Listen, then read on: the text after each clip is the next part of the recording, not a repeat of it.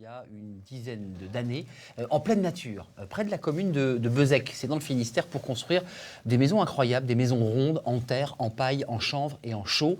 Elle les appelle les Kerter, évidemment c'est du breton, ce qui veut dire chez la terre. Regardez ce sujet, ce reportage, elle nous montre ces maisons incroyables mais vraies, regardez. Il y a à peu près 10 ans, Evelyne a quitté sa maison pour vivre à la campagne, dans un petit bois près de la commune de Beuzec, en Bretagne.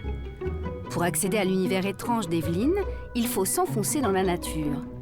C'est là qu'on découvre les petites maisons rondes en terre, paille, chanvre et chaux qu'elle construit elle-même. Elle les appelle les Kerter.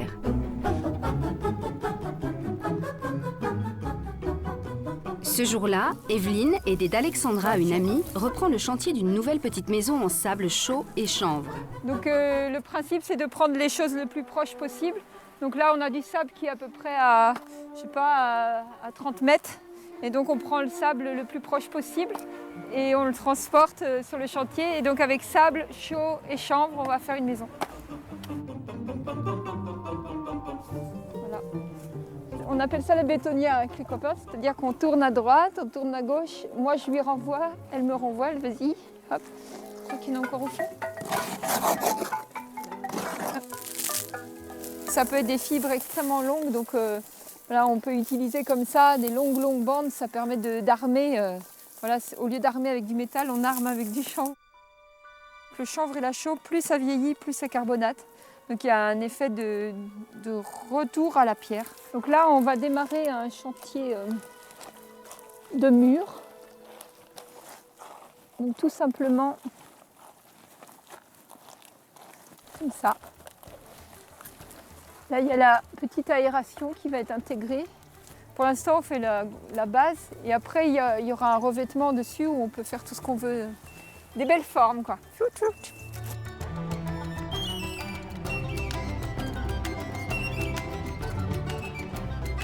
C'était le but de l'histoire, c'était vraiment une maison le moins chère possible et le plus efficace possible parce que voilà, thermiquement, phoniquement, esthétiquement aussi, il y a tous les avantages et c'est très peu cher par rapport à une maison normale.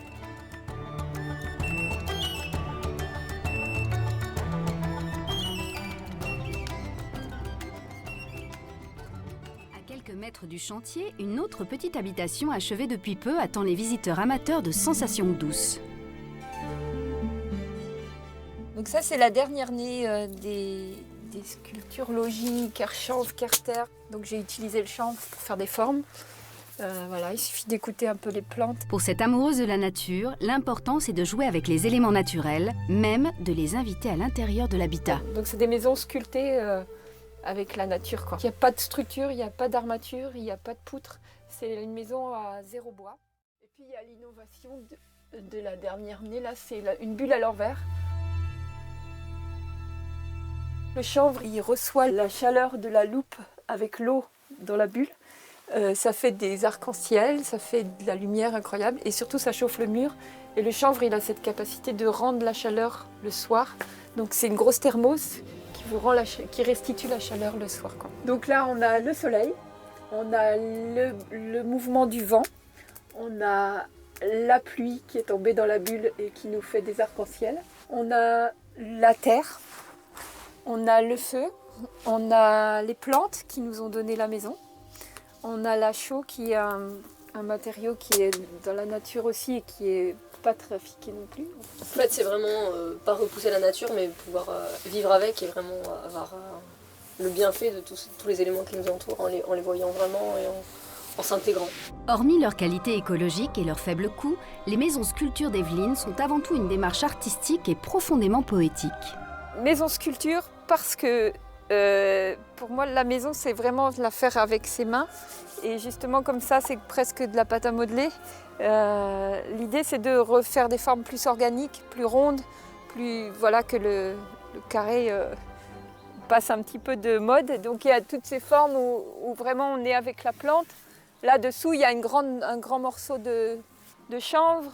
Et puis voilà, après, on s'amuse et on peut faire... Là, ça a été fait un petit peu vite, mais il y a toute la cheminée, tout ça. C'est vraiment Enfin, c'est l'essentiel des maisons. C'est les mains qui donnent la maison, c'est l'état d'être qui donne la maison, c'est le sculpteur qui naît à un moment. Voilà, c'est complètement autre chose que l'habitat. Cette maison, elle a 7 ans et elle est en argile et herbe.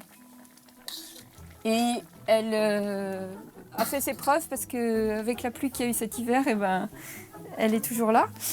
C'est-à-dire qu'il y a une nouvelle histoire qui est en train de s'écrire. Je ne dis pas que j'ai trouvé ce qu'il faut faire, mais il y a à s'orienter un petit peu vers les éléments, vers la nature abondante, parce qu'elle est très abondante, quoi. Mais on l'a un petit peu oubliée, quoi.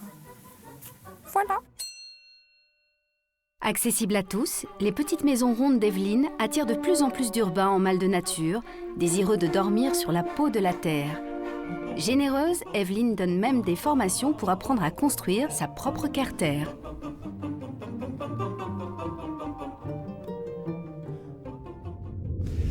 Patricia, ça vous fait envie ces maisons, alors j'allais dire presque troglodytes, mais c'est pas réellement des maisons troglodytes, ces maisons un peu étranges que l'on voit d'ailleurs en photo? Moi, je les trouve pas très étranges parce que si vous regardez l'histoire de l'habitat sur Terre, je veux dire, l'igloo a cette forme, la hutte a cette forme, les boris ont cette forme. Enfin, c'est une forme que vous allez retrouver à peu près partout sur la planète. C'est une forme que vous allez retrouver chez les insectes, chez les oiseaux. C'est l'œuf, c'est le cocon. Enfin, la ligne droite n'existe pas dans la nature. Hein. C'est l'homme qui l'a inventé. Donc moi, je suis ravie de voir qu'il y a des maisons qui sont un peu plus cool comme ça. On peut y vivre quelques jours, c'est comme un gîte. Il suffit évidemment de se tourner vers la propriétaire, de lui écrire ou de lui envoyer un mail et on peut évidemment loger dans ces maisons si particulières à l'occasion de vacances ou de week-ends.